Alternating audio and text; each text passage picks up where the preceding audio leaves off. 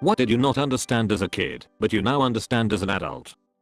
When I was 10 I asked my mom what a blowjob was, and she told me it was just a term for a quick, easy job you do for someone. As a kid I just took that at face value, but as an adult I now understand she did a damn fine job of skirting around that one.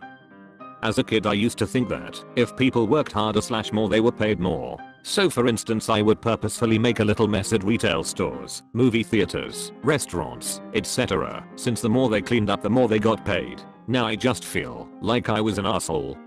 I could never grasp the concept of breaking change for larger bills. For example, as a kid you have classroom events, where every student was asked to bring $15 for whatever it is the teacher was buying. If my mom gave me 3 5s and another kid brought a 20, the teacher would take my money and immediately turn around and hand the other kid one of my $5 bills. In my mind she was giving my money away. Why is she giving my money away? Why am I giving money to this other kid? Took too long to figure that one out.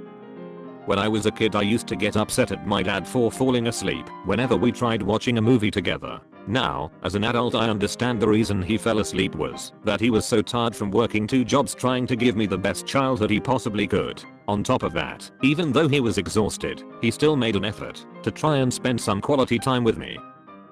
There are much more appealing food options than hot dogs and mac and cheese.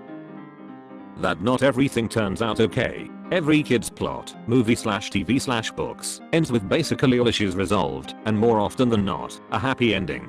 It really wasn't until adulthood that I realized that some people have life shit on them and it never gets better. That no matter how much you hope, some things must turn out sad and that's it. I discovered that when I watched Fiddler on the Roof at my grandparents'. I remember when things started to go downhill I thought it was leading up to some big climax and some amazing save and everything would end happily ever after. And no, I didn't know the word climax back then.